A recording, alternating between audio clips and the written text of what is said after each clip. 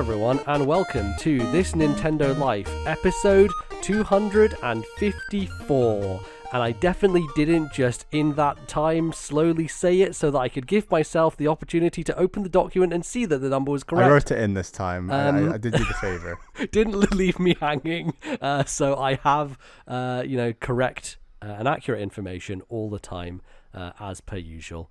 I'm NBZ. Hello, I'm a man on the internet who talks about video games. I'm joined by Bally. You're also a man on the internet who talks about video games. Yes, I was just thinking that Guillaume at RFN, I think he's like currently trying to work out like his intro line because Gregor says ahoy hoy, and I'm like, what could I say? What is your intro, Bally? My intro should be just like the art of Bally. The art of Bally. Simple, Yeah. I don't know. That doesn't really reference anything in the moment, whereas ahoy hoy is like a form of hello, and just I don't know. It's a Simpsons reference directly. Oh, is it? Okay. Yes. I think that's definitely. I mean, you could take a reference from another piece of media that you love, Bally, but goodness, I don't know. Opening a show being like the art of Bally. It would be something lame like hello there. Being like hello everyone there. Or something. Yeah, I think that works though. Bally Jr.'s got a t-shirt and the t-shirt just says hello there. Yeah. Or you open every episode just saying yup like Bobba in Attack of the Clones. That's how we open it. Yeah, for sure. But yeah, we're here. We're talking video games and we're busy. Bally's busy doing things. I'm busy doing things. And I'm going to be off to Germany very soon to Cologne, the Cologne Messe in Germany for Gamescom.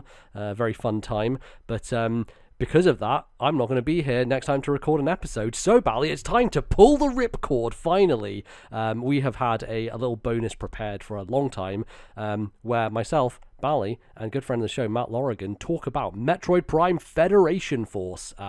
And that will be the episode that you get next time. So instead of a regular episode, it will be us discussing, quite frankly, one of my favorite games I've played this year, Metroid Prime Federation Force. Those with eagle ears will notice that we did talk about it in our episode 250. So we have shared some opinions on that game. But if you want the full deep dive, we cover it next episode. We go absolutely deep dive on it. Yeah, we talk about the whole game and all the stuff going on with it and its history. And so it's a really good episode. I'm very excited for people to check that out and hear it because I feel like there are not many podcasts on the internet that you can go and listen to a definitive discussion about this game.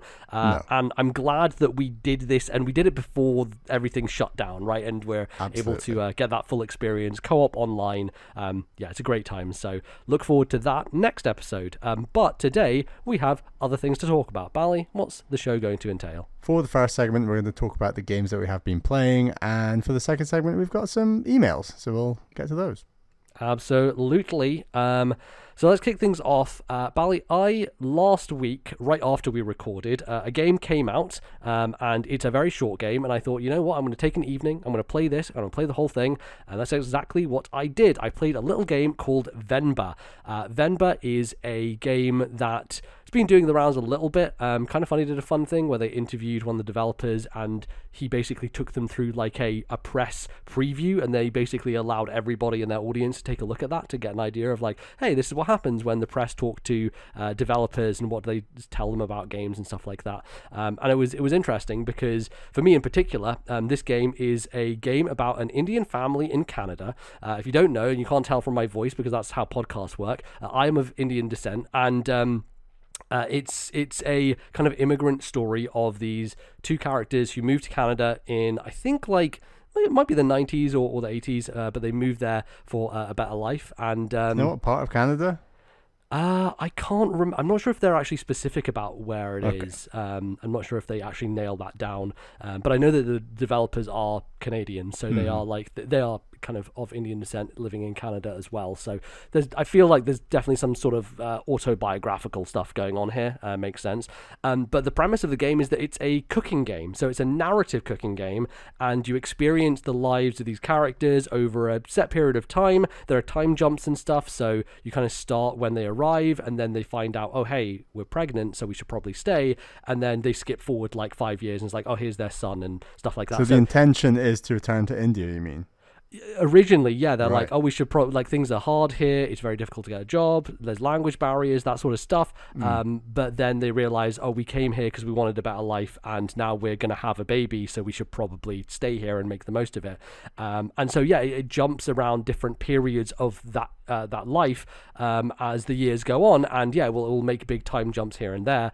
But the entire premise is built around food, and it's built around specifically Tamil food and South Indian food, right? So I am not of South Indian descent, but I have eaten a lot of South Indian food. There's lots of places around London that do that stuff, and it's very much like a family thing, especially like with my mum's grandparents, of us always going to a certain South Indian place nearby, and having stuff like dosa and idli and these uttapam, these types of foods that I love, and are kind of Indian in their nature, but are not specifically like where my family comes from. But there's definitely a deep connection to that, and I think that because I know this food very well and I have an understanding of it, it was very fun to see the process of making it. The way it works is, so you'll have some kind of narrative segments where you'll get dialogue and sometimes dialogue choices. The art style is very kind of minimalist, but very, very pretty. Like, I think it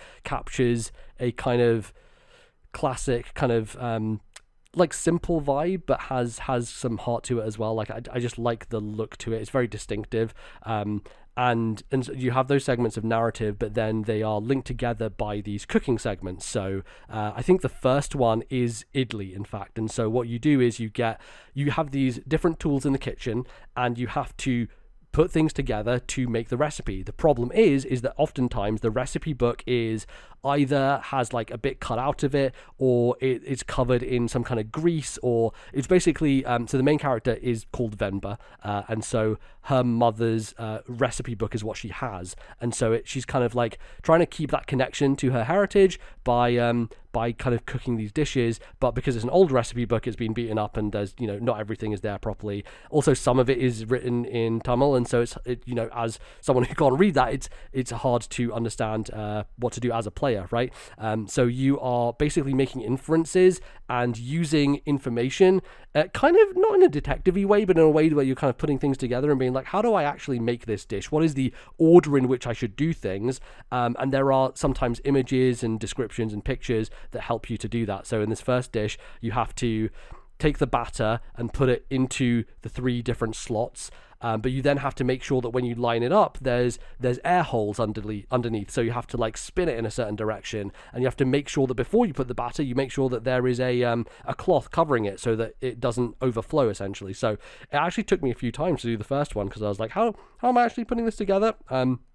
And I think it's quite clever in that way, because it's kind of minimalist puzzle solving. It's not asking a lot of you, and there is only kind of one solution, and eventually you'll get it. But I think it's a nice approach, as opposed to making it, because I think a lot of these narrative games don't use games as a medium very well, in the sense that they're like, well, you're just going to do this thing kind of linearly, and you won't have a lot of kind of thought going into it. And I think this game does that quite well, especially it kind of ramps up as you get to more complicated recipes. And right. Like, I was going to ask, like, is this just kind of visual novel-y with some cooking in there, or is it doing something unique, and it is telling its story through the video game medium, and it pulls off the meaning of what it's trying to do through the medium in a unique way, like a Brothers? Or is it not quite hitting those echelons? Yeah, I wouldn't say it hits that. I think what it does do, though, is it engages you in the act of creation, and I think that connects you more to the character. There is a certain sequence in the middle of the game which is,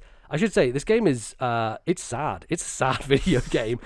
It's heartbreaking in a lot of ways, and I think like in the end, like, it comes out with something very touching and beautiful, but it, like, to the journey to get there, it's not an easy journey, right? And I think there's a section in the middle of the game where you're like, there's this incredible cooking sequence and the music and the way it all comes together, and then you get to the end of that sequence and you're just punched in the gut. And I think it's super effective at doing that, but also it's just really effective at getting the that feeling of cooking across, mainly through the sound design. The sound design in this game is absolutely astonishing. It is like the best, like the sound of frying onions has never sounded better than it does in this game. And I know that from kind of watching that Kind of Funny thing, they had somebody cook these recipes and like deliberately record the sounds that the food made while it was being cooked, which I think is super cool. And it really shows because when you add things to the pan and you start hearing it sizzle, like that sound of the sizzle is really resonant. And I think it just captures that moment super well, and the music as well that they choose to go along with it, I think it just comes together in this really beautiful package that I think it's only an hour and a half long, and tells a story so succinctly and so clearly, while also tapping into, for me, like every time I came across a dish, I'm like, oh my god, they're doing uttapam, like that's my favorite thing I have when I go to that restaurant, and I'm the one who has it. And like mainly my sister and my parents always have like dosa, which I like, but it's not my thing. So you're making dosa and then they're like, oh, you're gonna make uttapam as well. I'm like, oh shit, this is my thing, that's what I want to do. So I thought that was really cool, and like I think just having that familiarity with the food made it hit stronger for me, but also just like culturally as well. And I think, my grandmother passed away earlier this year, and she was the one who would always go with us to that restaurant as well, and she was, she introduced it to us and everything, and so there's that kind of connection as well that makes it resonate more strongly for me. But I think it's really well made and crafted, and just overall is just I highly recommend it. It's on Switch, it's on Game Pass, and I think it's one of my favorite things I played this year. I think it's really fantastic. So it's called Venba. Do check it out. And if you're hungry before playing it, I recommend eating first and then playing it, because otherwise you will be extremely hungry from those cooking sounds for sure. So, has it made you want to cook some of these dishes? In some ways. It's really funny because we recently had a family birthday for my cousin and my uncle, and they hired in the garden someone who makes dosa, and so they basically have this hot plate. So I've seen it made in front of me, so I know the process of it, where you have this hot plate and the batter basically goes onto it, and they use this kind of circular thing to spread it out. It's incredibly thin. It's basically made of like rice and stuff like that, and it spreads out onto this hot plate and sizzles on it, and it's basically a paper thin kind of it's not pancakey, but it's like, think of the thinnest pancake you've ever seen. That's kind of what it is, but it's savory. And so I have seen this stuff being cooked before, and the thing is, like, a lot of it requires a bit more specialist equipment, and it's maybe a little bit harder. But like my grandmother's made idli before, I've had that at home and stuff like that. So there's definitely a component of like, it would be cool to cook this stuff, but I don't know, I feel like I've been around it so often, I'm so used to having it at places that I feel I've heard a lot of people on podcasts be like, I've never heard of this food before and now I want to cook it. It's a little bit different for me because I'm very familiar with it, and so it doesn't hit me in that same way. But yeah, I mean, going through the process of doing it in this game was very cool, I thought, at least. So awesome. Yeah. Real surprise of the year, just to kind of come along and tell a story like that. I've been following it for a little while. I actually did reach out to these guys before, when trying to see if we could publish it or something, and I never got a response back. But it's cool, and I'm very glad that the game got put out there and people are enjoying it, and I think it's a super got some good cool reviews. Project. Well. Yeah, it has. Yeah, and I definitely strongly echo those and recommend it. But yeah, make sure you haven't eaten, or make sure you're full, and also make sure that you have some tissues ready, because it'll definitely gut punch you. So, Bali, from one game about carrying food to another, I guess. They both have food in them. We'll go with that. Yeah. Sure. I've been playing more Pikmin 4. You have, yeah.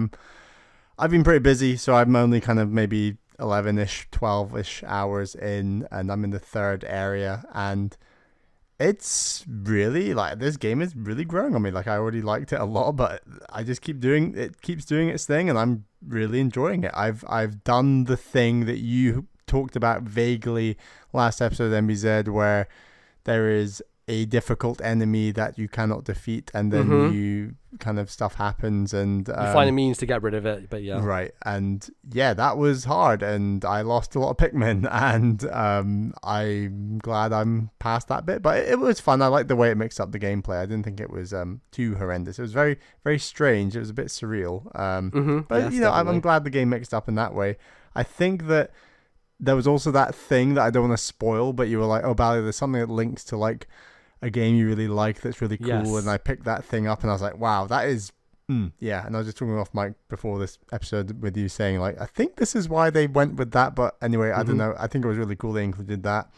I do want to spoil one thing, and that's the best looking food I've seen so far. Okay, so if great. You don't want to know what any food is that you pick up in this game, maybe skip 20 seconds. But I think the nigiri in the water area looks impeccable. It looks so shiny and just want to eat it. Like the red tuna nigiri just looks so damn good. And like, I actually picked it up in one of the dungeons in the third area, and I know you were saying like some of the dungeons aesthetically were a little bit dull, but I actually thought that some of these dungeons, it's almost like you're in like a fish tank, and it's like an aquarium kind of deal. And I think it looked really nice actually. Like I was really impressed, like just how pretty the game continues to be, and like some of those vistas that you're just kind of seeing there. You couldn't really have done that in, let's say, a Pikmin 2 when they previously used dungeons a lot, for example. Yes, like I think they're really using the power of the Switch, which is not really something you hear in games media at the moment often. But I think it's just a really pretty game, and I'm really enjoying continuing collecting things. I think that the night missions, they're fine. I'll definitely admit I would have way rather have preferred if they had been as bold as the Wild at Heart and tried to do some sort of way of being able to essentially keep your character out overnight and integrate the map into it. Even if you like stayed awake and then it went to nighttime and then you did the tower defense, it might even feel a little more thematically pleasing, perhaps. I don't know. It just feels, it's very stark the way that you come back. I think it also uses up an entire day. It does, yeah. So it adds to your total, right? Which, so if you care about that, because it doesn't really matter in this game, but I guess if you're going for like, hey, I want to do it in under a certain number, then it adds to that total basically. I think I'm on day 21 or 2 already or something. So do you know what day you finished? Oh, well, you saw credits on. I think I saw credits around 35 or something 35, like that. Okay. I'm currently on day 47. 47. So yeah, the post game continues with lots more stuff. But yeah, I feel like I'm going to end at day 60 or something. I imagine. So no, that's fair. But yeah, those night missions are fine. But I think there's so much more they could have done with Pikmin and night and using glow Pikmin, and that could have been something so much better, which is a shame. Have you used the glow Pikmin at all outside of those areas? Because you do get those seeds and they become part of your pack. So to my knowledge, they just light up the area, right? No, I think you can just add them to your army. They basically just become extra Pikmin that get added to your crew. So like if, for example, if you're down in a cave in the main section of the game, you can be like, oh, I've lost some, so I need to replenish them. Idea. No, I've not used them yet, but that's good to know for when the caves get trickier and longer, and I need some backup Pikmin for sure. I'm still really enjoying like the Dandori battles. I still don't like that they're split screen. That just seems like a very Nintendo decision that is very baffling. Unforgivable. But then the kind of like timed challenge ones where it's just about being efficient and going after platinum, I kind of enjoy that more because it's full screen and you're not kind of fighting anyone technically, you're just fighting the clock, and I think I enjoy those slightly more. But yeah, I'm really enjoying like the balance of those challenges, the night stuff, the overworld, the dungeons. It's just a really chilled balance of play styles and things that like they want to include in this game, and I'm really impressed. Like, yes, there are aspects of Pikmin 3 I'm missing, like those big bombastic bosses. I'm missing a handful of the puzzles where you got the 3 different characters interacting in a really unique way. Right. But I think they've set up enough new stuff where a potential Pikmin 5 on the Switch successor could take the best bits from Pikmin 3 and 4 and create something even better than this game. And I think that's a really nice idea that might come to fruition one day. I don't know, but like this game is doing lots of really great new stuff. It's a shame there's a couple of things from Pikmin 3 that I would have liked in here, but like I'm still very impressed and really want to play more. And I know you've seen a hell of a lot more than me now. Yeah, so I've not got to second credits yet. I am currently at there's kind of the final area that I'm basically at the point of now.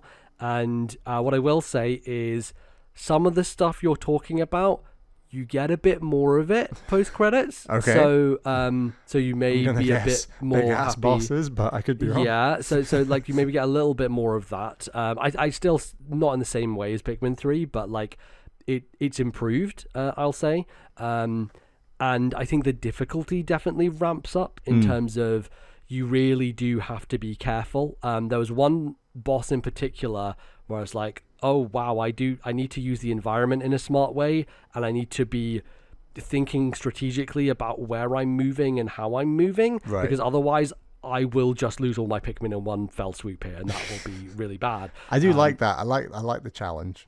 Yes, but I do also appreciate that the rewind exists, because it, as much as I didn't use it that much in the main part of the game, in the post game, I feel like I've used it like way more than I was intending to anyway. I was like, oh wow, I got into this area. The real rough part is when you have types of Pikmin that are super rare, and so you don't want to lose them. Like purple Pikmin are incredibly powerful, and they are very hard to find. So if you lose even like 6 or something, you're like, oh fuck, I can't handle losing 6 of those, you know? I agree. If they're not, unless they're red, blue, or yellow Pikmin, I'm very defensive of those other types of Pikmin, and I'm sounding like a massive racist over here, but like the red, blue, and yellow Pikmin, it's like they're disposable. You can get some more, but like those other all ones, goes back to the color people, Mally. All goes back to that. But yes, I think that it's interesting because some of the caves that you do in the post game, they provide you with more of those types of Pikmin. Yes. So like you can find those flowers, right, which let you basically transform one type into another. And so I'll be down there with a bunch of like rock Pikmin, and I have some white and some purple, and I see a flower that's purple. I'm like, well, I'm getting rid of a bunch of rock Pikmin in order to get these purple ones. So it's a trade-off basically as you go down, and to some extent it might mean like, okay, I'm trading off because I want more purples, but in this case, like the rock ones might actually be more helpful for this certain situation. So it's it's an interesting thing where I'm losing some of those, even though I came in with a lot more.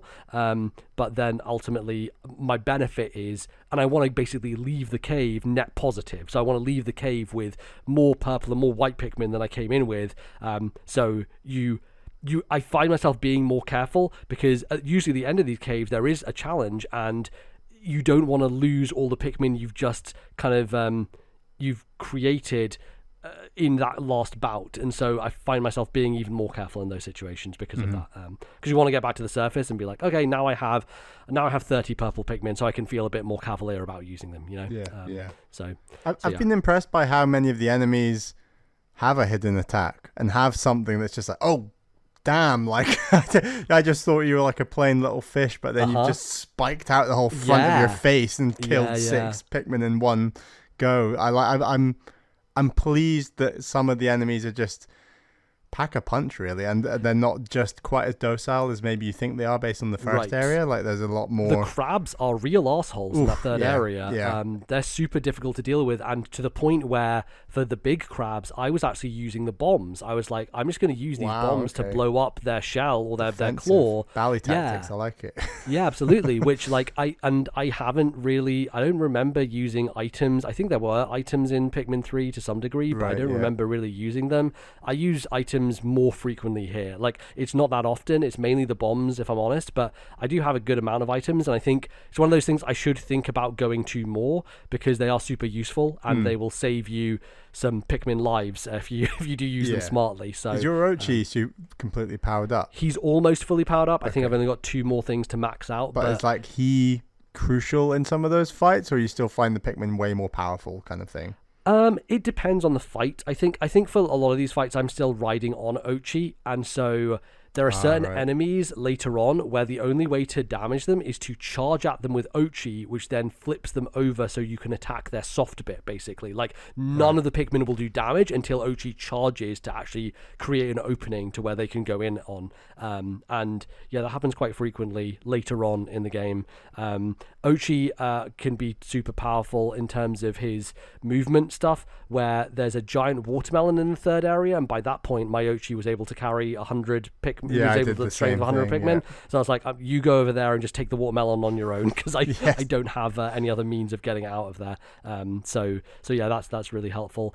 I've heard a few people be like, oh, it's a bit of a shame that the max limit is 100. Like, even after the credit, there's no like even bigger onion that you get past 100. That's the maximum you have, which is a little surprising, I guess, because the first game had 100, right? And I think you started with that, or you had the ability to have 100 from the beginning. I mean, the game does run seamlessly well, and like, yes, there's quite a lot of loading screens, and that's maybe one downside, but like, you know, it's a very, very good looking Nintendo Switch game. Like, it's incredibly good looking, and to render like 100 Pikmin, often in 3 different types, all doing different things, and to render Ochi and your player, and they're all doing things, and they're coming together, lifting pieces, doing whatever.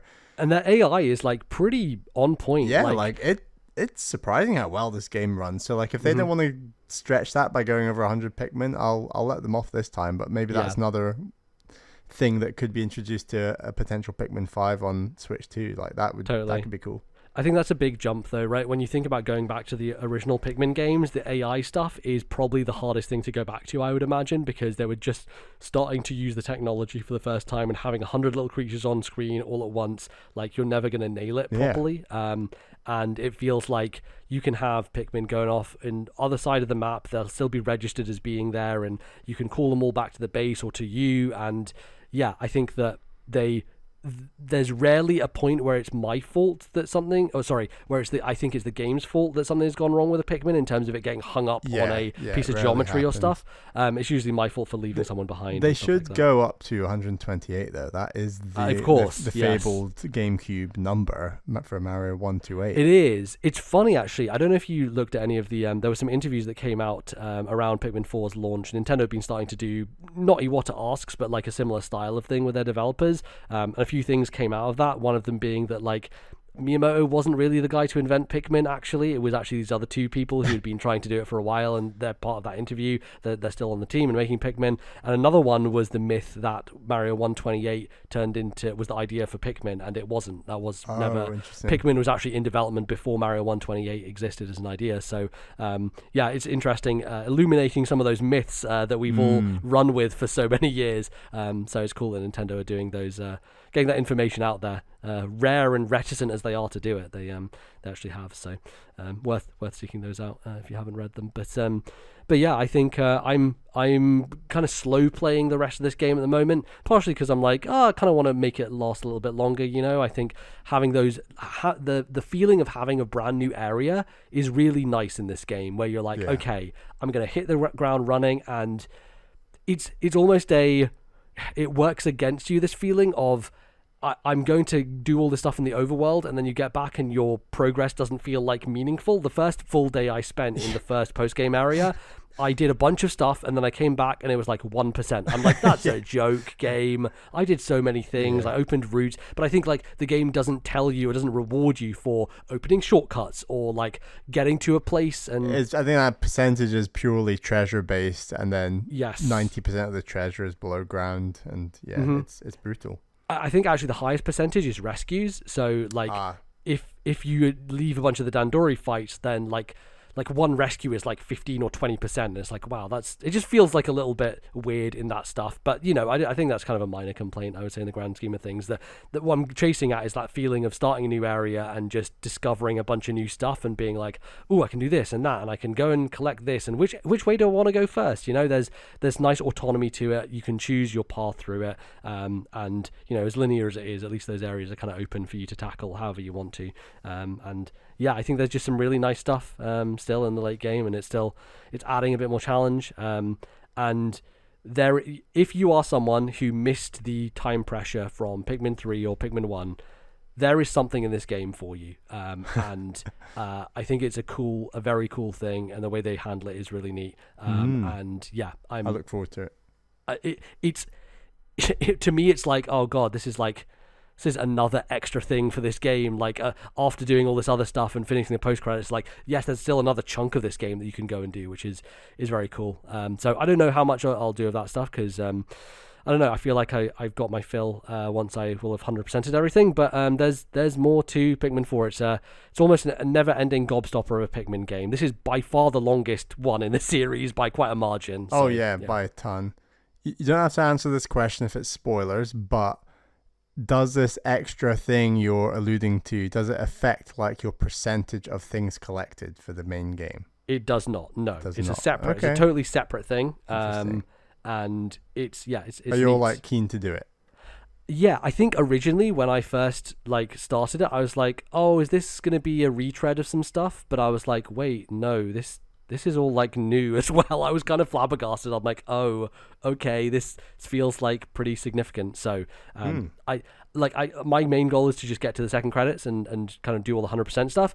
But I can see myself going back and chipping away at this other thing. So interesting. Yeah, we'll see how that goes. But yeah, it's a great game. It's really good. It's high up on my game of the year list for sure.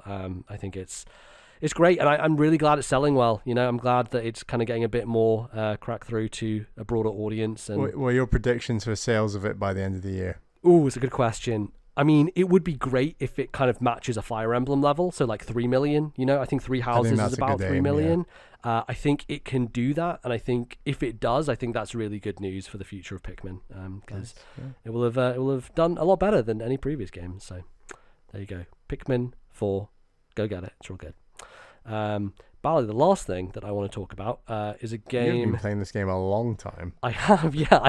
I started it on my plane to GDC back in March on the Steam Deck, and that is Rogue Legacy 2, a game that is also available on Switch, and I think is like a perfect handheld game, if I'm honest. You know, if you're going to play this anywhere, either do it on a Steam Deck or on a Switch. I really love the first Rogue Legacy. It was the first roguelike that I'd ever played, and I think it was, for many people, kind of a breakthrough into that genre space, partially because it has progression, right? And it's the kind of roguelite name stems from stuff like Rogue Legacy, right? Where it has the repeated castle that you go through and you're fighting enemies and you have bosses to fight, but at the end of the day, you come back with all the gold that you collected and you dump that gold into this kind of hub area that increases your damage, increases your health, increases all these other aspects, weapons, everything, and you slowly build up your power, both in terms of your knowledge of the game and how good you are at it, but also you're getting that slight buff as well. And, you know, I tended to gravitate more towards this type of roguelike where you have that stuff, permanent upgrades and stuff like that, which I think is really cool. It's funny because I went back and looked at footage of the original Rogue Legacy, comparing it to 2, and it's such a massive difference. It's kind of unbelievable, because I went into 2 being like, oh yeah, this is always what Rogue Legacy looked like. No, sir. Rogue Legacy 1 was a pixel art game, and I went back and I was like, oh shit, yeah, this is really chunky, and it actually looks very old now by modern standards.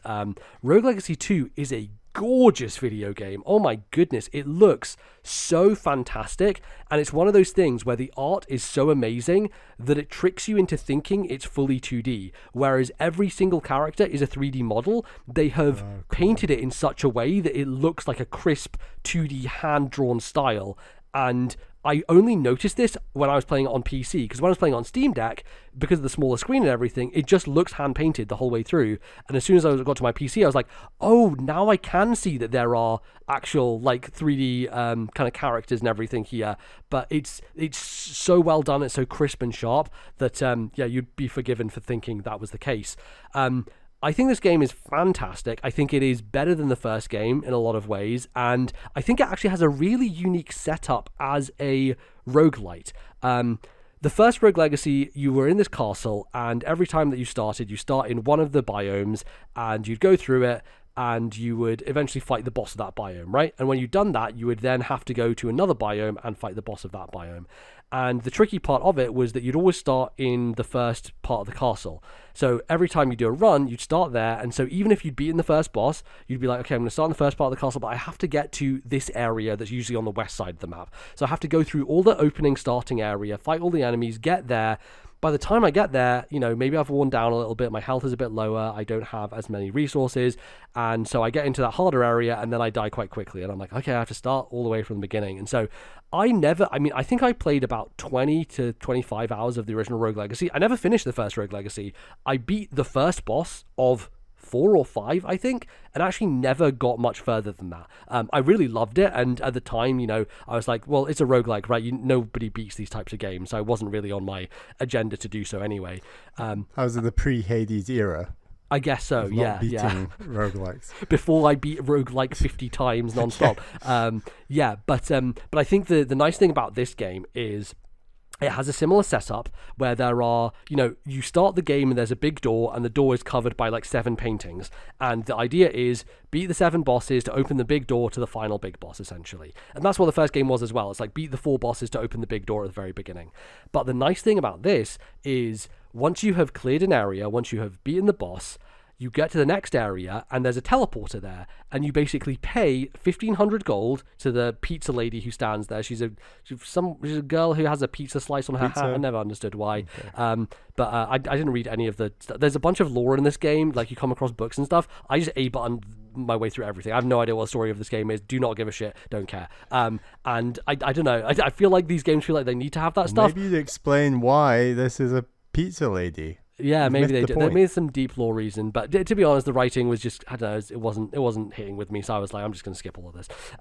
But you pay her gold, and then it unlocks a teleporter, which means that every time you get into the castle, there's a teleporter as soon as you get there, and you can just teleport straight to that second area. So it's really interesting where I had finished the first area, and then I basically never went back to it. I basically went into the next one, and then I focused my effort on getting through this one. So every new area has new enemies, new patterns, learning a different space, understanding what it is you need to do. And each one has kind of a little puzzle in order to unlock the boss. So, one of them was to find a couple of keys, and the keys were in certain rooms, and you had to collect them and then use that key to unlock a portal, beat a mini boss in the portal, and then that would unlock one of the sections to get the boss open, right? So every area has a little thing like this where there was a bit of a trick, a bit of a puzzle to getting to the boss. And over time, as you go through this biome, you find all the different rooms, you fight all the different enemies, you're collecting gold still. So it's the same setup where you die, you go back to the home base, and you put all your money into your castle, building it up, getting different stats, increasing things like your weapon crit rate and your health and your armor and your weight. I will say there are a lot of systems in this game, so it's very different in terms of you now have a bunch of different classes. So the first Rogue Legacy, you are just this knight guy, and you have this overhead sword, and you just swing this sword, and you can swing it downwards, you can swing it left, right, up, and it's quite versatile, and it's a good weapon, but there's no other type of weapon. That's the only weapon you have in the game, and that's how you play the game, and that's it. So you start with that guy in this game, but then over time, as you get more money and you unlock more parts of the castle, new classes will appear. So this is stuff like a gunslinger. So it's someone who just has a gun, and they can hover in midair shooting that gun, and then they run out of bullets, and you actually have to reload the gun and then go again. You have bow and arrow, which is another range class. You have ninjas, samurais, I think, who basically have like a katana blade who has a much longer reach horizontally, but they can also attack diagonally up and down as well. You have chefs, who are my favorite class in the game, and the one that I put the most time into, where they have a pan, and when you hit an enemy with the pan, the enemy gets set on fire, and so damage over time happens to that enemy. So you hit an enemy once, and then you can move away from it, and the enemy will just boop, boop, boop, boop, boop, damage over time and die. And the chef was amazing because one of its sub-abilities was to heal yourself. So I could heal myself as well as have this thing where I just hit enemies once and then move on. It feels to me like a broken class. Like, it was the best class in the game for me by far, and I used it constantly. You have a lancer who can attack in all 4 directions. One of the changes to this game is that in the first game there was this idea with the sword where you would hit downwards and you'd be able to bounce off of enemies' heads, or you could hit downwards on a platform to make it appear and land on it. And that has been changed to where instead of you doing the attack button down, you do the jump button down, which when I first played it on the plane, I was complaining to my colleague about this as we're flying over to San Francisco. I was like, why did they do this in this game? This is a baffling decision. But what I did was I changed the key binding, so I just rewired.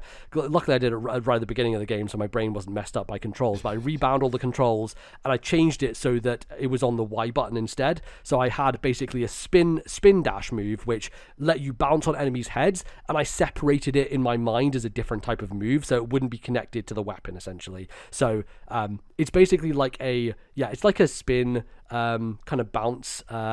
I'd compare it to like in Mario 2 or in Mario World, where he does the spin jump. It's kind of like a spin jump, I guess, where you can bounce off the top of enemies' heads, essentially. And some enemies require you to do that to kill them.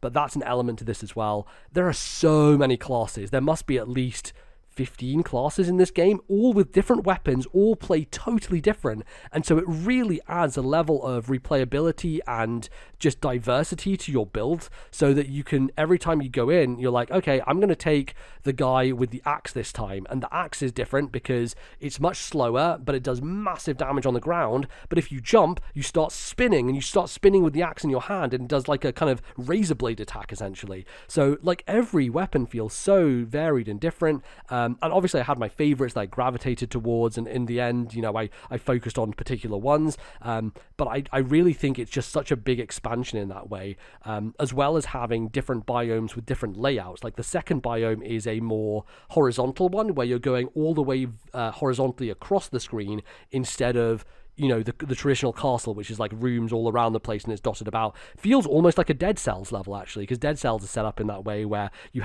remember like the second biome in Dead Cells, where it's almost like an long stretch across the ground. So it kind of feels like that, which was super interesting. And then there's an area which is a lot more vertical, where you're going up these shafts and you're trying to get to the top of a tower, basically. Yeah. That's like Dead Cells as well, yeah. Yeah. And so I think like they really varied it up in terms of the types of biomes, the enemies that you find. And because it is so segmented, it really felt like progress. When I finished a biome, I beat the boss of the biome, I'm like, awesome, now I get to go to a brand new area with a brand new look, music, enemies, and it felt like having a fresh game every time, which was super cool. And I think that was something that just kept me ticking through the game, and I was basically playing it during the evening in my bed, like on Steam Deck. Great handheld game. One thing I will say is that I wasn't as good on Steam Deck as I was on a regular controller, because I decided one night, I was like, I'm just going to play on PC and see how it looks. First of all, runs so smoothly on my 144 hertz monitor. Holy shit. You think that like the difference between 60 and 120 isn't big, and then you play it back to back and you're like, oh no, there is a big difference here. Even in a 2D game, it's incredibly smooth. And I think that actually did help me, because I was struggling against the boss of the fifth biome, and I literally beat it the first time I tried on the PC, because I died to it like 6 or 7 times on Steam Deck. You needed those extra frames just to predict what was which move the boss was going to make. Yeah, but also like the Series X controller is really nice, and like I think it just, to me, feels better than a Steam Deck in terms of control. Surely you could like link one of those up to your Steam Deck. I could, yeah, but I'm not going to do that in bed, am I? I'm not going to, You said that you could teleport through biomes, right? Yes. Every time? Yeah, so basically, once you've unlocked the teleporter for that biome, that teleporter is at the beginning of every biome, basically. That doesn't sound very roguish, though. Yeah, that's the thing, and that's why I think it is a little bit more unique in that way, because the problem would be, because these areas are quite long and the runs would still be 20 minutes. Like much longer than like a Dead Cells area. Yeah, like that's the thing, like one of these biomes, to get through it, to get to the boss, probably between 20 and 30 minutes, right? And you don't want to be in a situation at the end of the game where there are 7 biomes, and to get to the very final boss of the last one, you have to play through 6 biomes. That's like a 5-hour run, which is just not feasible. That's an interesting point, actually. What's a good example of a roguelike with a long run time? I was going to say probably Returnal. Yeah, I was just going to say Returnal. Highest profile example. Is that like 3-4 hours, I want to say? Yeah, it's super long, right? And I think people complained about that, because one of the benefits of a roguelike is you're only committing an hour maximum to this run, right? Yeah, I think Dead Cells and Hades are quite similar, and they're maybe 40-ish minutes. Yeah, I think Hades is like 20 minutes to half an hour usually, at least for me when I got to when the you're end of the turtling, all right, it takes a bit longer. Yes. Yeah, totally. Those boss fights. Yeah, exactly. But that's why I think this game is actually quite unique amongst roguelikes, because of that broken up structure, where it really did feel like I played 6 mini roguelikes, whereas like one biome feels like I'm going to conquer this area, I'm going to learn everything about its enemy patterns and how do I unlock the boss, and then I fight the boss a bunch of times, die a bunch, and then eventually conquer it, and then I'm like, okay, great, on to the next one. What's this fresh new area for me to see? I really like that about it. I think it limits its replayability for someone like me, because now I'm done. I'm like, well, I don't really want to go back, and I've done everything now. I've beaten all the bosses. So to me, it's like there's less importance, and so many of the upgrades are built around making your character stronger, as opposed to adding like wrinkles to the game that make it more difficult. There's a thing after you finish the game that lets you do that to increase like enemy health and damage and stuff like that, kind of like Hades does. But I basically felt like, okay, I finished it and I'm done, and I probably won't go back to play more of it. But I like that, actually. I think that it is one of those rare roguelikes that feels complete when you're done with it, and you can move on and you can feel satisfied that you've had a full experience. And I think it's just excellent in so many ways. The feel of it is perfect. Like, it's just super sublime to control.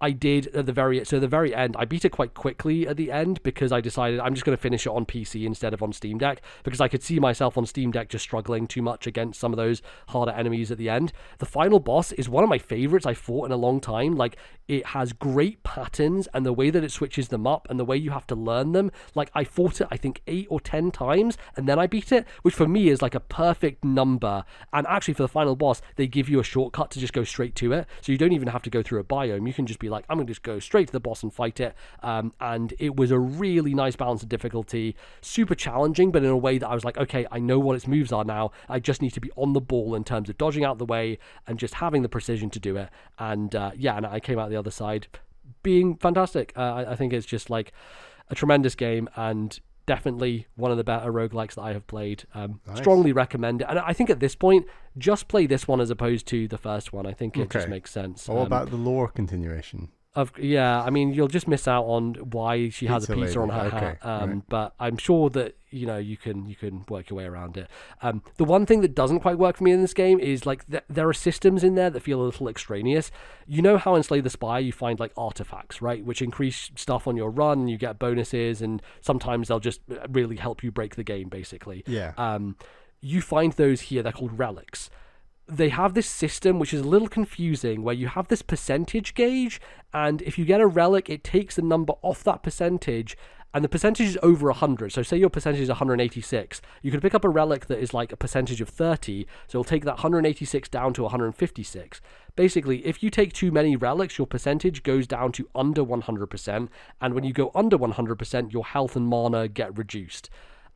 It's a weird system. It's a little convoluted and complicated, and I didn't really like it. There's also this weight system where your gear is based on weight, and some of it will, like, you can upgrade it, but the amount of stats that you gain or lose, like, you get defense points or health increased. I never knew which one I should focus on, or like, why do I have this extra weight to carry stuff? Like, it was a little bit cumbersome in terms of its system mechanics, and I just don't think it does a good job of explaining any of them, really. So for the most part, I was just like, I guess I'll just do the one that gives me the highest stats, ? And I wasn't even sure at that point. But I will say that's the one thing that kind of I detract from, is like, I think it could have been streamlined a lot more and made a bit more simple, especially because you have so much variety with like the weapons and the characters already, that you don't need extra systems like that added on top. But yeah, I think overall a tremendous roguelike, very highly recommended. Play Rogue Legacy 2, it's really, really good. So there you go. That is going to close us out for this first part of the show. Don't go anywhere though, because we'll be back after the break with your emails. See you in a bit. Nee Dhaane in Malay Vanavil Yen Tholil Saindu Paadum Poonguyil Teen Malai Thorum Yen Vaanile Ore Murai Un Per Sonnal Peralai Modum Yen Nenjile Micham Vande Solgireen Nerile Kaadal Vandal Kaatrum Thoodu Sellum Kaadal Kettal Vaanam Paadai Sollum Kaadal Vandal Kaatrum Thoodu Sellum Kaadal Kettal Vaanam Paadai Sollum. Hello, everyone, and welcome back to the second part of today's show. It's time for emails. We are kind of running low. It's getting lower than it was, which isn't great. So we do need more emails. You can send them to thisnintendolife@gmail.com. That is thisnintendolife@gmail.com. We also have a channel on our Discord server. It is called Emails, and we have 2 emails written into our Discord server that we'd like to cover today. So our first email is from Dave97 from Discord. Says, a recent report suggests that the Switch successor dev kits are in the wild. It seems a new generation of Nintendo hardware is approaching late 2024. Which old Nintendo IPs do you think will still make it onto the current Switch before it truly becomes obsolete? I'm personally hoping for something Rhythm Heaven related. All right. I mean, we've talked so much about what the potential is for a successor and when it will happen and how it will happen and why it will happen. And it feels like a lot of things have converged at this point. There were some bits and pieces out the Activision Blizzard lawsuit going on with Microsoft and potentially the acquisition there. So little bits and pieces there. I think Nintendo also said to their shareholders directly, we won't have a new thing this fiscal year, right? Which rules out anything before March of 2024. So if you align everything and obviously trust VGC, who are very trustworthy, have good sources, and are pretty much on point when it comes to a lot of this reporting. This is a multiple sourced story as well, yes, which is always important. Absolutely. It seems like it's very likely that come the end of next year, we will have a brand new Nintendo system in our hands. And I think the reporting was like, yes, it's also going to be a hybrid kind of handheld console thing. Takes cartridges, has an LCD screen. Yes. Yeah. So yeah, which is an interesting point, right? Because we were just discussing that of like, they're going back to LCD as opposed to OLED. And part of that is a cost thing because OLED screens are more expensive. You know, if you try and buy an OLED TV versus a non-OLED TV, you're always going to be paying more for that premium, just because it's prettier, it's more expensive. And Nintendo, as we know, like to keep costs down as much as they can. And then over the generation, they'll be like, well, now that costs have fallen, we can invest in different technology and, you know, make these new versions of our hardware, which are a little bit more expensive potentially, but kind of let people, adopt a new version. And I don't know, that bums me out a little bit in the sense that now that I've seen the true light with the OLED, I'm like, I never want to go back from it. You have to go back. They're making you go back. Yeah, I think that's one of the benefits, Bally, if you're just staying with your original Switch, is you'll never know that you could have had it better, basically. Ignorance is bliss. I'm still happy with my 60 frames per second. I don't need any of this 120 FPS you're on, and it's great. Yeah, totally. And I think the other thing was, I think they said it's like an 8-inch screen. Maybe I'm conflating a little bit. There was another kind of bit of information that came out of another known leaker, and I think Annie Robinson from VGC kind of corroborated some of what that person was saying as well. So I think that means it would be 1 inch larger than even the OLED screen size. Wow. That is a lot. It's pretty significant. It's handheld, yeah. Yeah, sure. And it sounds like that would be quite a bit bigger then in that case, which would be a nice upgrade. And I don't know, like I mean, how do you feel about the size of the Switch generally? Like, do you think that anything bigger is makes it worse for travel and stuff like that? I can go bigger. I don't love the idea of going smaller, and it can be a much more efficient use of like the space, basically. The space. You don't need the bezel. So the only time I use the word bezel is talking about like a DS or a Switch or like a game system, is like the bit of plastic that you don't really need. So you want the screen to kind of go to the edge, like kind of like looking at my like MacBook right now. The screen kind of goes to the edge. Or like modern TVs, right? Where they are pretty much like very thin, and the screen size is equivalent to, you know, the edge is very kind of minor. I know we're going to talk a lot about the successor. I was going to touch on Dave's question very quickly in the sense that like I kind of wouldn't want Rhythm Heaven to come to the existing Switch. I would just want it to come to the new one, and I think I'd probably have that view of most games that are like haven't quite made it to Switch yet. I don't know if you agree. I mean, I think there's a benefit to a less popular thing in a series coming out late in a console's lifespan, because the install base is so astronomically high that there's a bigger chance of a wider audience picking up that game. So like Pikmin is kind of benefiting from that right now, because there's not a huge amount of stuff coming out for Switch this year, and so Nintendo's big games are Pikmin. It's been a huge year for Switch. I guess like you're right. I'm just making stuff up. But you know, like I guess like right in this moment, you know, Pikmin is the one thing of the month, and so it's still like a good space for it to come out. Yeah, exactly. So yeah, I think that benefits a game like Rhythm Heaven, where Well, you can kind of do it both ways, right? Because there's a potential that if it launches with a new system, then you're like, well, people have nothing else to buy, so they have to buy something. Yeah, and so, that window doesn't last very long, though, but no. That's definitely a window. You basically have to be like right up at launch in order to be in that window, and if you're not, then it doesn't quite, you don't get the benefit. Like, I think ARMS and 1-2 Switch benefited from that, because you're like...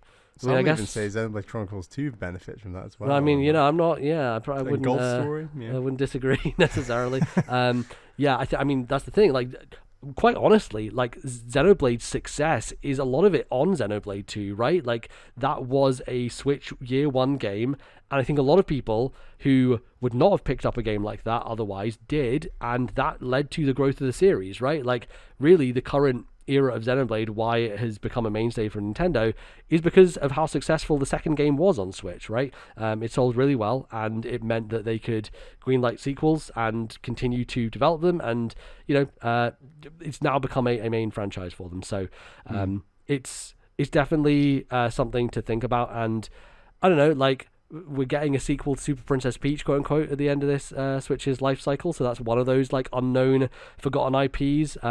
Is it actually a sequel to that game? No, I don't think it is. But I mean, that's how a game that features Peach. Yeah, right. That's how I'm framing it. Because there's only been one other game that features playable Princess Peach as the main protagonist. You can play as her in other games like Mario 2 and stuff. But yeah.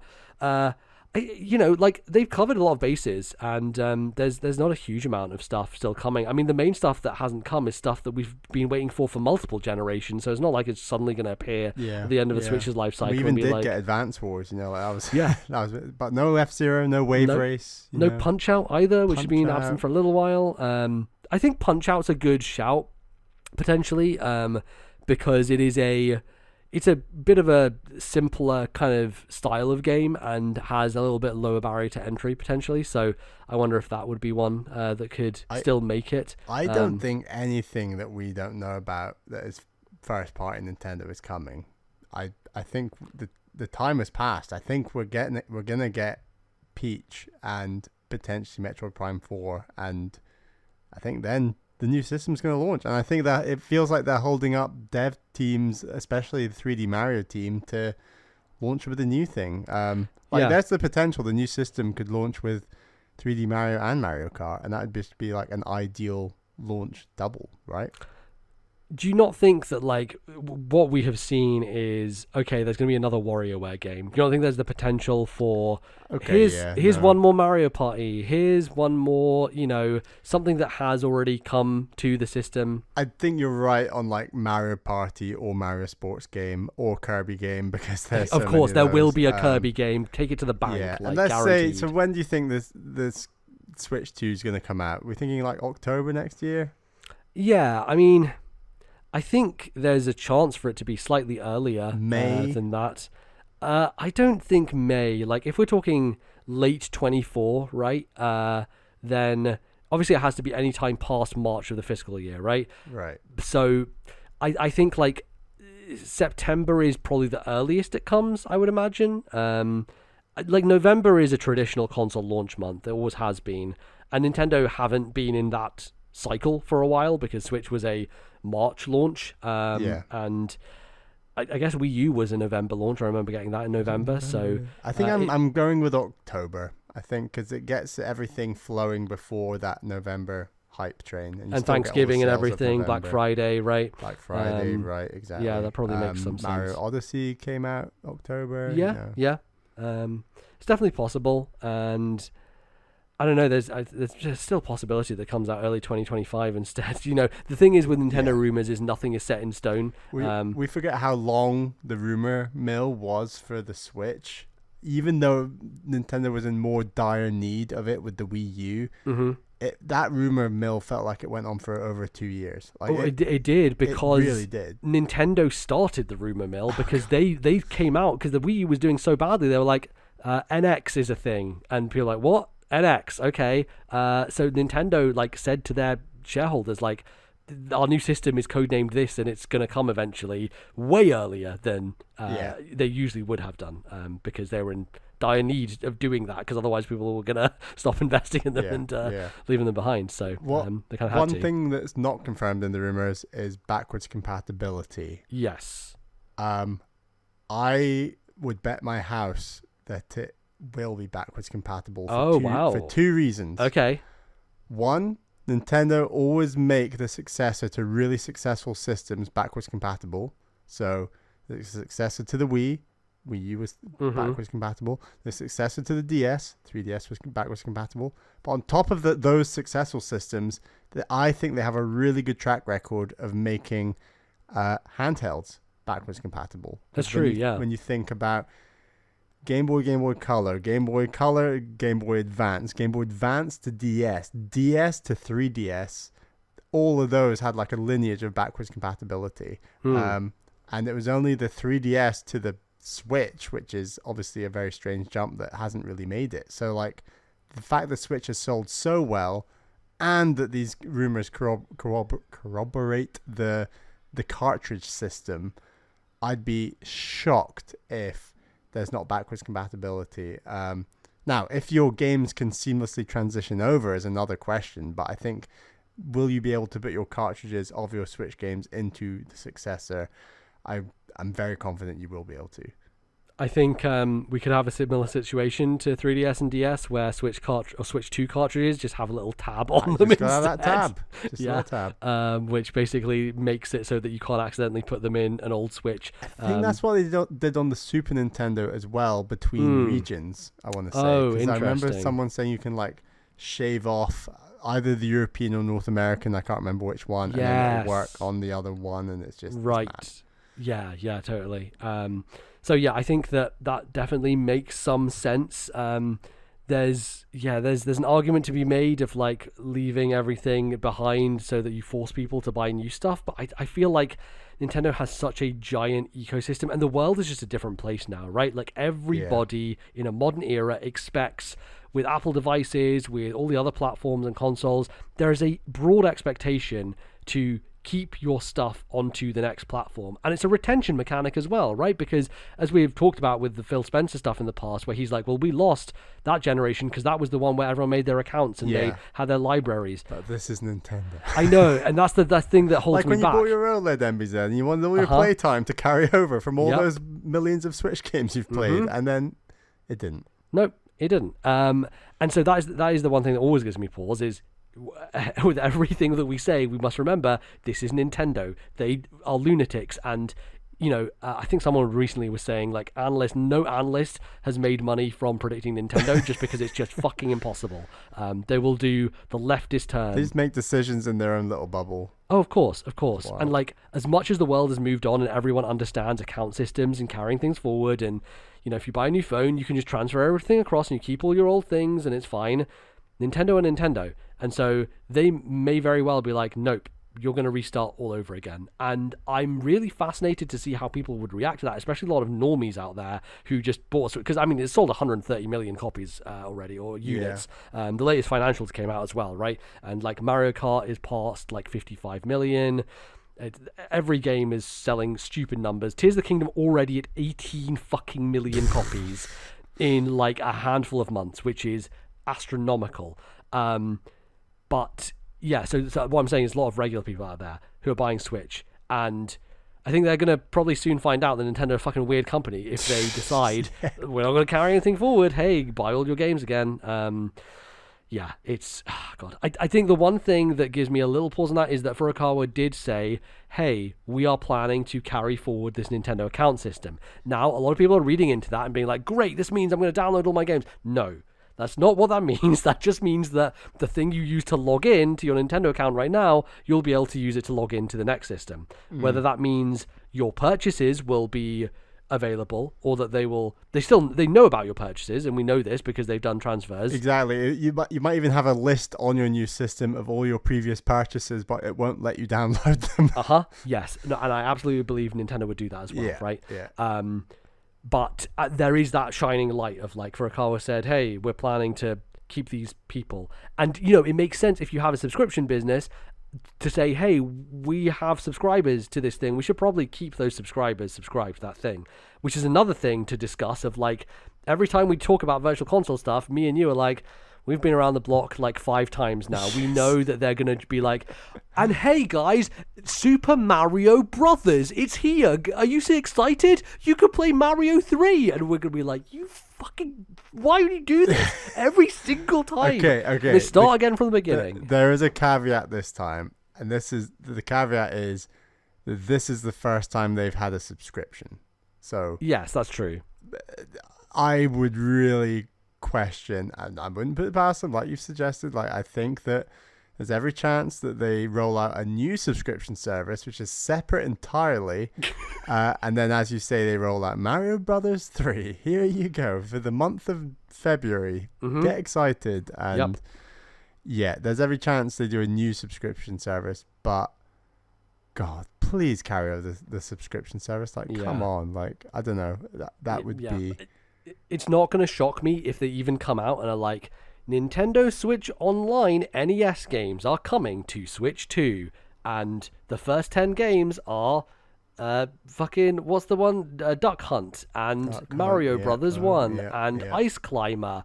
And then they slowly roll out every game again on that same fucking app. Yeah, and this is, meanwhile, the only online game on Switch 2 to play with everyone is the launch Mario Kart game, and there's nothing else to play online. So you're paying this, like, I don't know, how much is it, like 25 quid a year or something? Just it's 35 if you want to do the expansion pass. Yeah, exactly. Well, that's a good point, isn't it, right? Like, if they want to retain expansion pass members, they can't just start with NES games. They have to have something else for people. So that's a really interesting idea, right? Like, actually the existence of the expansion pass maybe like gives us some hope that we aren't going to restart, because Nintendo don't want to lose £35 a year from you.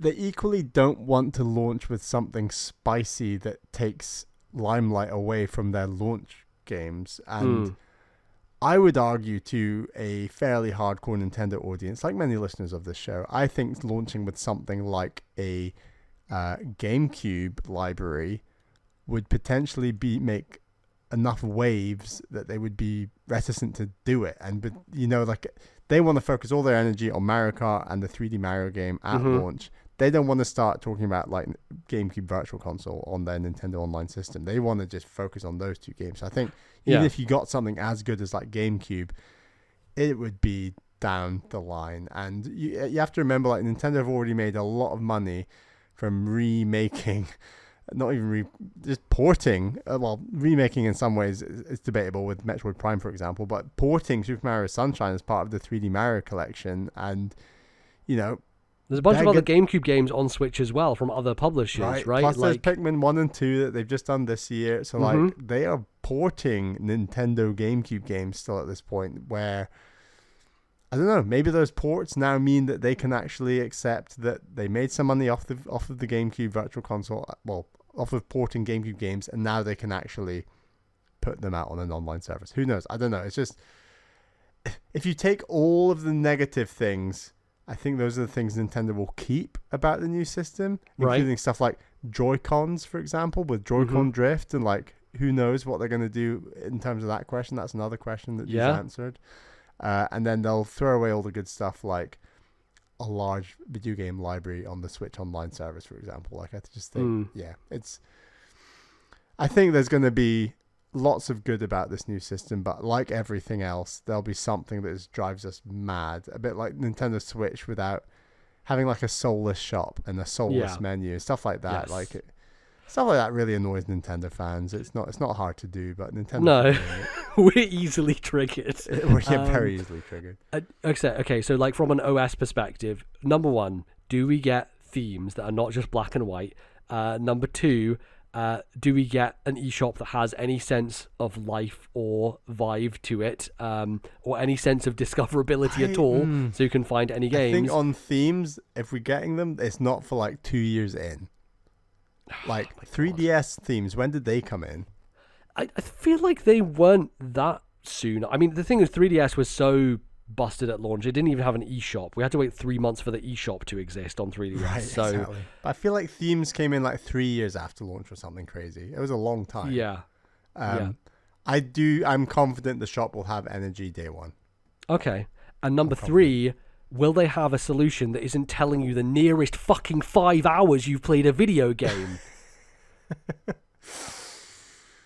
Does the activity log make a return? I would sacrifice so many of these other issues if we could have the damn activity log back. My God. If they bring back the activity log. I will forgive everything Nintendo has ever done. It is literally the best thing they have ever made. Like, forget fucking Breath of the Wild and Tears of the Kingdom. It's so good. It's got its own charm, its own design, its own like music. It's so meticulously crafted, and you can look at bar charts, you can look at month, you can look at day, you can look at year, you can arrange them in most played to least played with the specific hour counts. It's to the minute. It's to the minute. It was insanely good. It was insanely to the point where I would check in with it almost after every game session just to see, oh, how much more Samus Returns have I played? Is it number 20 yet? And it would just work its way up. Oh, I loved it so much. The stupidest thing about the activity log that I think shows how on the money it was is that the activity log counted how much time you had spent looking at the activity log. Oh yeah, like it made it into my top 20. Absolutely. My activity log was like my top 10 game on the fucking system because of the amount of time I spent looking at it. Insane. It's like it would count how long you spent browsing the eShop, for God's sake. Like it was so comprehensive as an idea, and like the very notion that they've just gone backwards from that, it depresses me. They had perfection. They said, nah, let's get rid of that. Really sucks. So, but it is exciting. Like, these rumors are here, and the rumor mill can start. And I'm sure between now and the end of the year, the start of next year, we're gonna get like little tidbits here and there. Of when do we start hearing about this thing? I think that's the question, right? Because if we have until late 2024, I feel like whatever Nintendo Direct happens later this year is probably still going to show us Switch stuff for the rest of 24, maybe filling out a little bit of the lineup. I believe with the Switch, that initial trailer where the dude's playing Breath of the Wild and then takes his dog out for the walk, that was the first reveal of the Nintendo Switch ever. Yes. I want to say that was in like September 2016? It was October. October 2016. Yeah.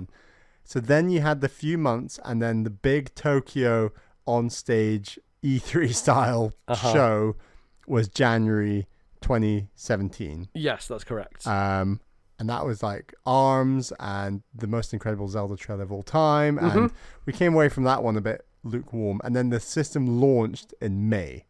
March. Sorry. It was the 3rd of March. March 3rd. So it was 5-month turnaround from first trailer to release.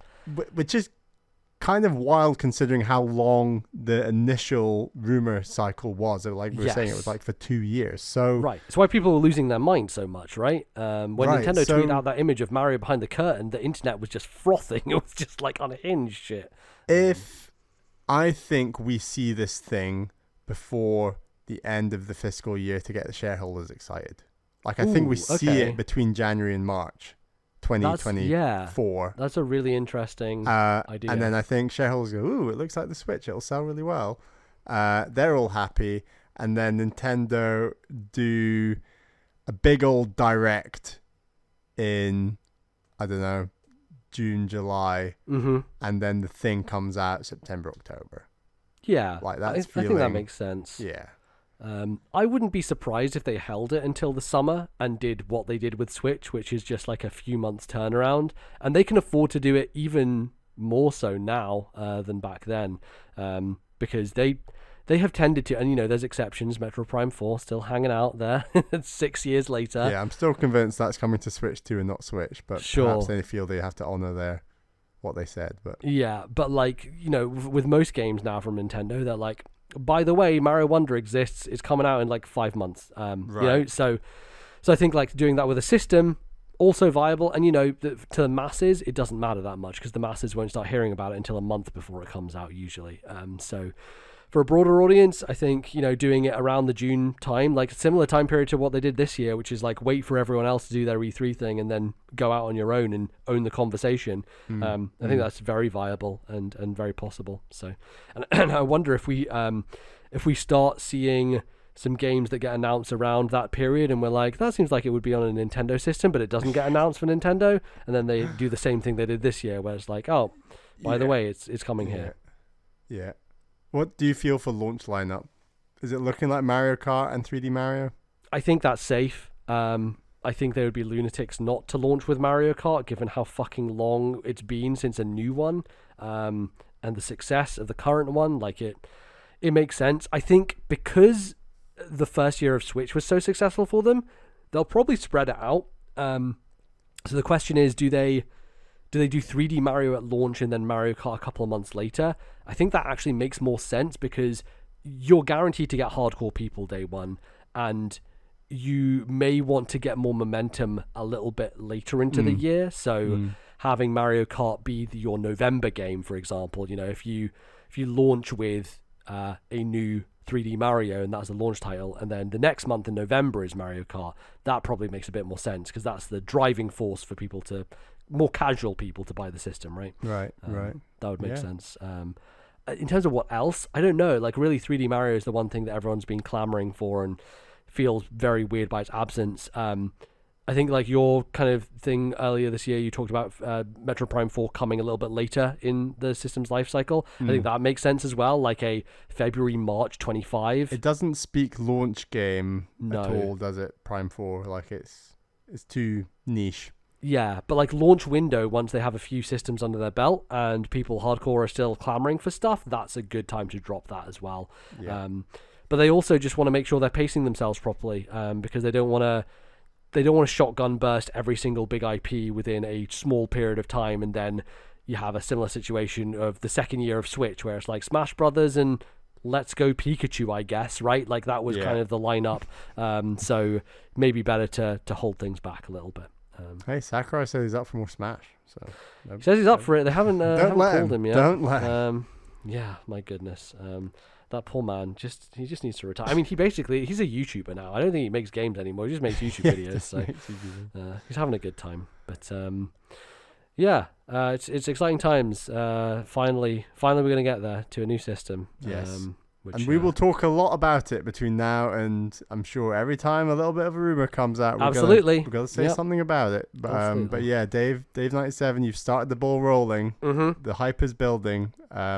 Switch 2 coming next year. Yeah.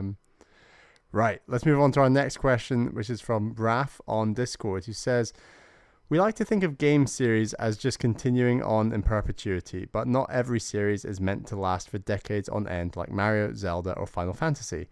A lot just fizzle out at some point. That being said, what are some new series of the past decade, let's say a series with 3 or fewer games, that you would like to see become regular, expected mainstays over the next 30 years of gaming?"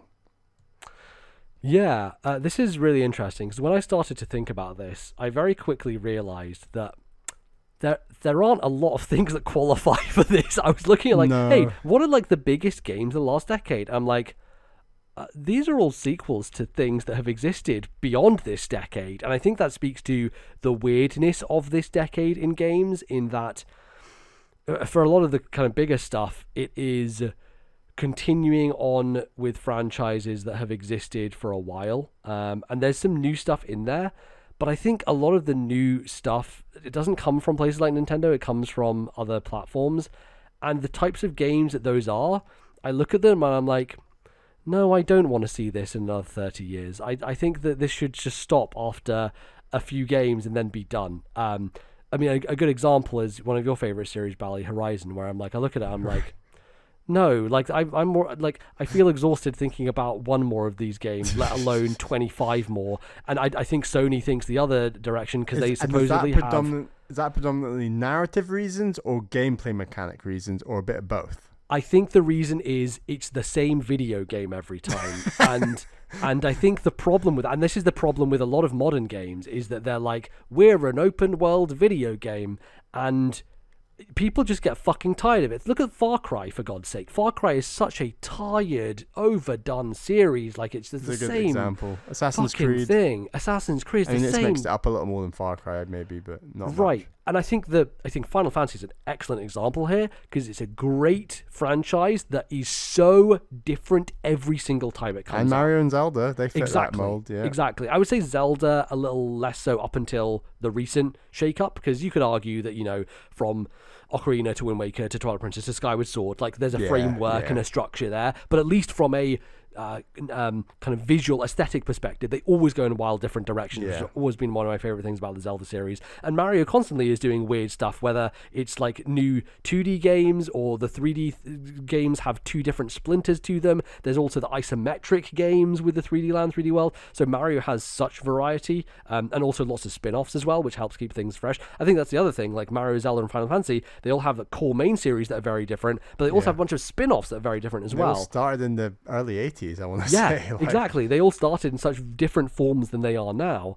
And I look at modern games and I'm like, well, this is just going to be the same thing again. Like they haven't shown a willingness to change or what even they could change into in a way that makes me not excited about them being around for 30 years. And honestly, just don't feel like they have the character or like the nature of being iconic to stay around for that long. I think it's also an impossible question in the sense that if you'd asked us at the end of the 80s which franchises should stay around for the next 30 years, for the same reasons you're giving now, MBZ, we would argue that Mario should not return for the next 30 years, because Mario Brothers 1, 2, and 3, yes, they evolve and change a bit, but they're still iterative, and it's not until you see games like Yoshi's Island and Mario 64 and Sunshine and Galaxy that you realize, oh wow,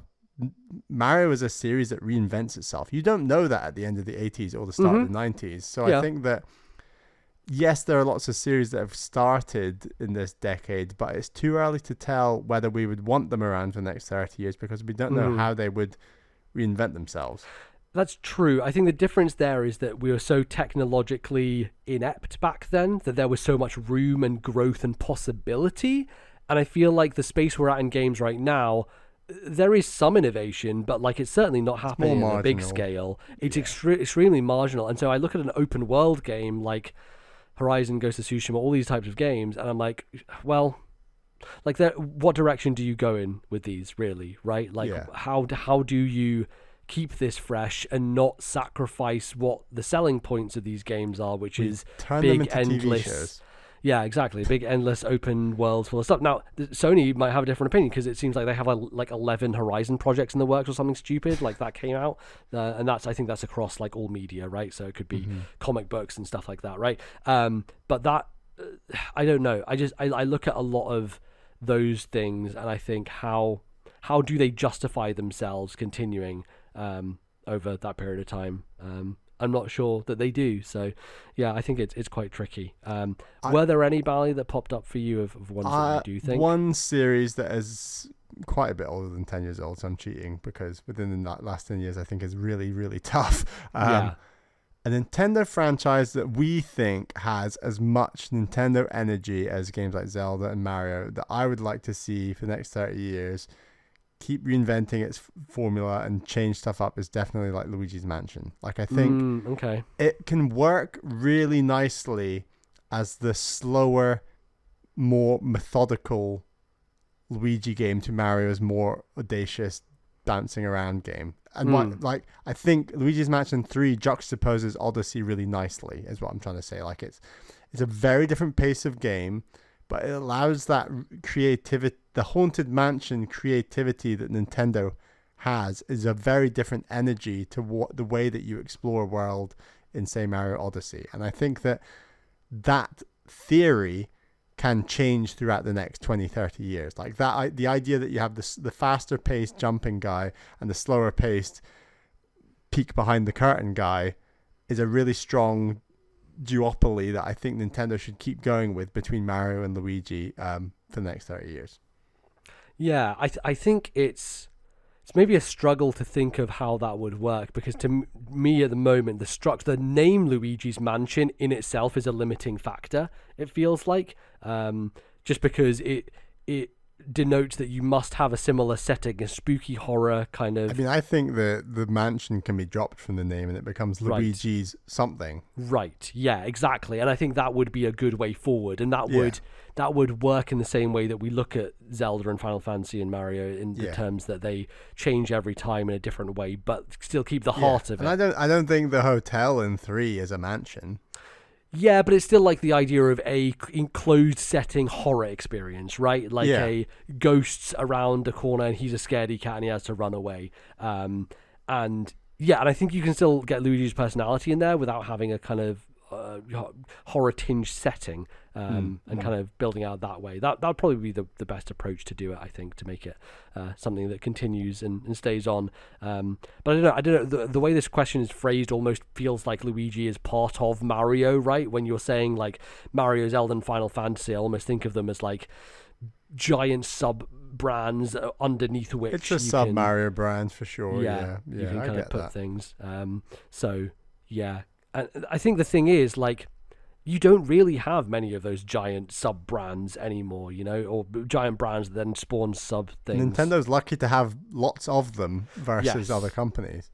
Yeah, exactly. And maybe, you know, maybe Horizon will be the next Mario. Who could say? But I don't have a lot of hope that's going to be the case. I think one for me that doesn't really, again, it's hard to like. This decade's been weird, so it's difficult to stay within those bounds. But a game that or series that Nintendo has that has reinvented itself pretty much every time but has barely had any entries is Kid Icarus, which has a weird NES game, a Game Boy game that's somewhat similar but is different, and then the 3DS game that's just a totally different genre and style and space.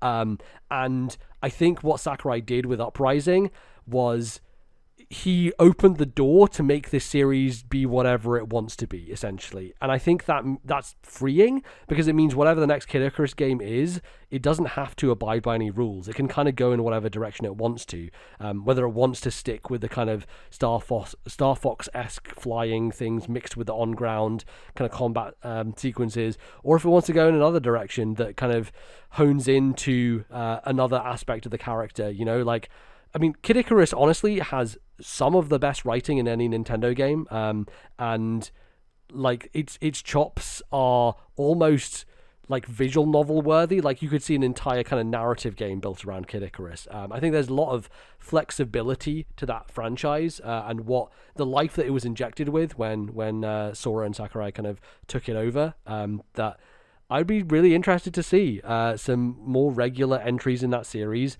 and give them to interesting developers and see what they make. And I think there's a lot of life in that as an idea, despite it having a big long gap from like the origin point to the most recent entry, which at this point, that recent entry is almost a decade old now. So we're getting on in time. So yeah, that one's pretty good. I feel like one that I want to be better than it is Splatoon, in that it has 3 games. They're all very much the same thing. And like, I really want it to be a Mario or Zelda where every release is very different. But when you're a multiplayer game, it's so much harder to do that because you are constrained to what the core fan base wants, right? Which is like these core mechanics again and again. What do all the biggest multiplayer, and we can say shooters, I guess, what do all the biggest multiplayer shooters look like in 30 years? Like, does Call of Duty exist in 30 years? I think it does. It's too much of a juggernaut to not. And does it just look the same as now but prettier? You know, like, is it probably more or less the same? If you look at it over the last 15 years, that's what it is. You know, like, it hasn't changed in 15 years. So do we think it's going to change in 30? I don't really think so. I mean, it depends if there's... And I'm sure there will be another few wars in the world by 20 and 30 years time that they can reference and make games out of. And, absolutely. You know, so it's a factory, it's a farm, right? Like, has FIFA changed in the last 20 years? Not really. Like, it's just the same thing. Changed its name.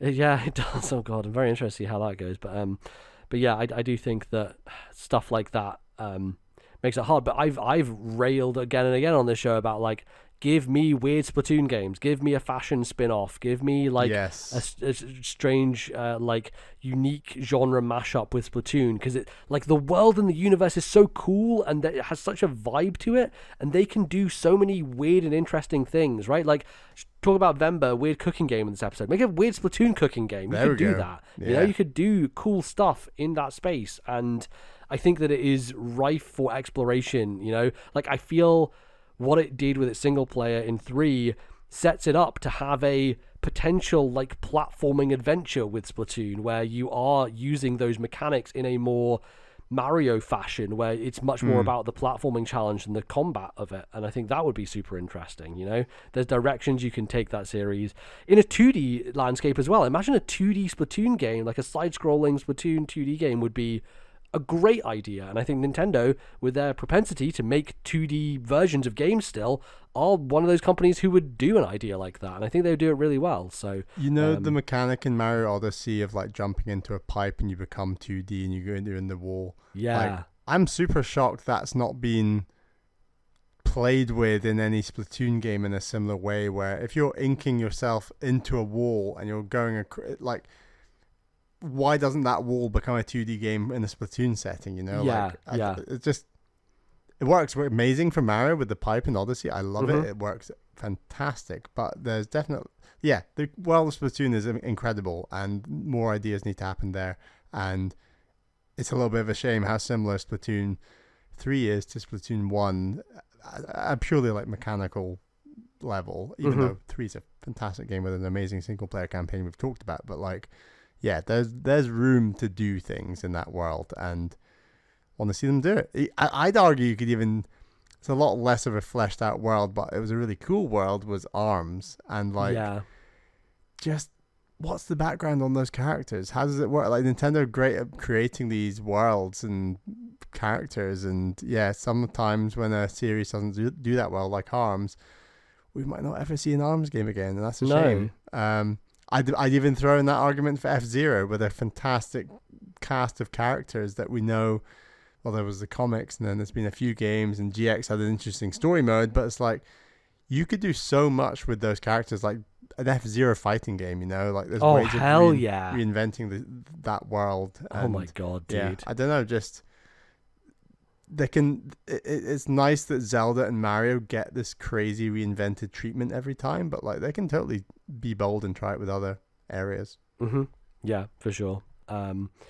I think slightly outside the Nintendo realm, but technically it's still on a Nintendo platform, so it counts. And probably because I've been playing a lot of it recently, the new kind of story stuff in Overwatch 2 makes me like really think that if they hadn't bungled this sequel so much, that they have a thing that could last 30. Like, Overwatch is so iconic in a lot of ways, and the characters, the world of it, like the storytelling they've done outside of the game.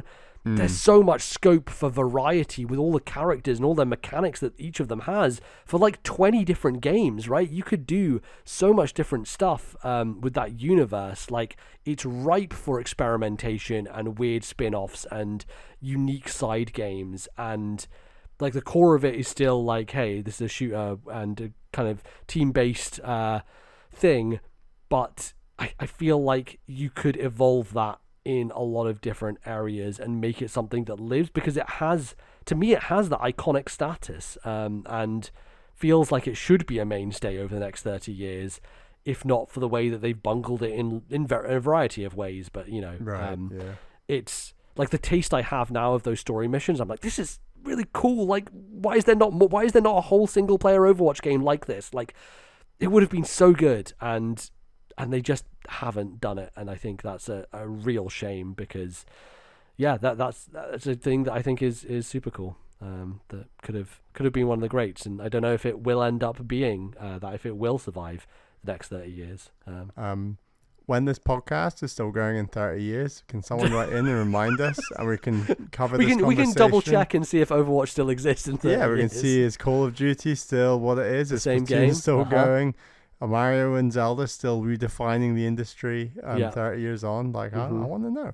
Yeah, absolutely. So put a note in your diary for 2053. I'll also be 62, but other than that, I'm sure. Don't say that! Oh my Jesus Christ. Okay, cool. Life didn't flash before my eyes there or anything. No, I'm fine. I'm all good.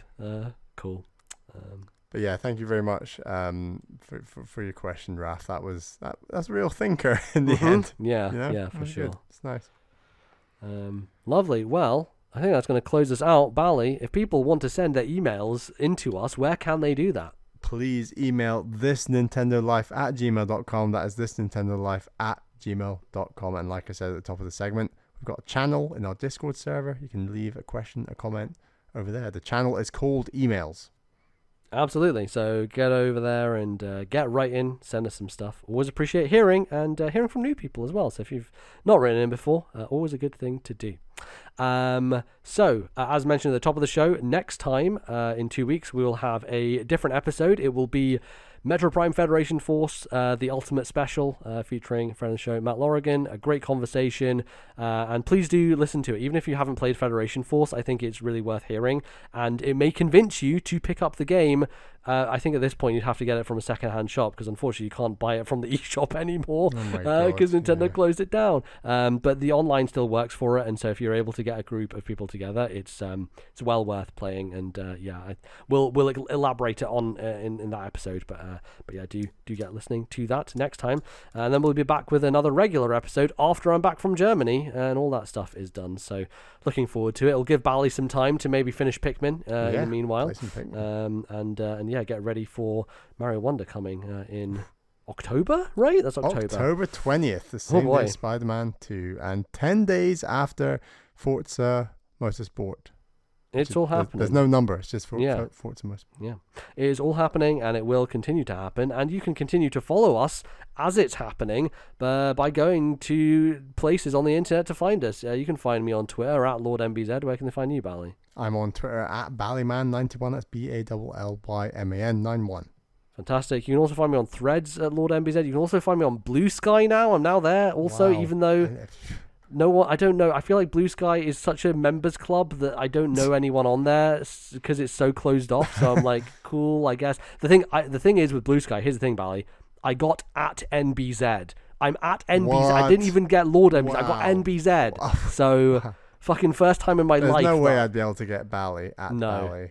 Yeah. There's the gyms, there's this fashion brand, there's I could try. Too popular. You try, but anyway, I don't know, if you're on Blue Sky, you have to be a cool person to be on there, and I don't know, it's very difficult. I hope they open that up to more people, and then I might start using it, but I don't know. I don't really know what to do right now because I can't really find anybody. So, but yeah, you can follow on various social platforms. And you can also follow the show at TNL Podcast on Twitter as well for updates about everything that we are doing. You can find the show in various places on the internet, such as Spotify and Stitcher, and you can download us wherever good podcasts are sold.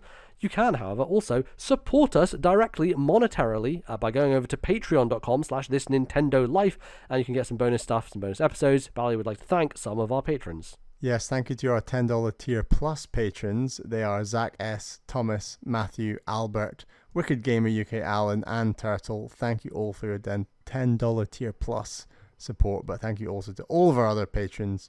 We really, really, really appreciate the support you give the show to make a couple of different Patreon shows. You know, we've got bonus bits, we've got this non-Tender Life, we talk about non-Tender games, and I think for this upcoming bonus bits we're gonna do some Barbie film spoilers. I didn't think I'd say that in 2023. Yeah. But yeah. And also on the $5 tier, we upload random stuff, which will include my Gamescom audio log. I'll take an audio log at Gamescom, basically. NBZ's Californian one was very good. So I'd highly recommend checking that out if you want to support us for $5. Yeah. So I'll put up the Gamescom one when I get back from that. But maybe don't listen to it if you're from LA. That's my warning. That's my warning. Also, I'll be nice to the Germans. It's fine. They're cool. Oh, they're great. They're so nice back. Yeah, absolutely. So I'll probably talk about sausages and various other foods over there. So stay tuned for that. But that is going to do us for now. Thank you very much for listening. We'll be back very soon with some more Nintendo chatter. Until then, bye-bye, everyone. See ya.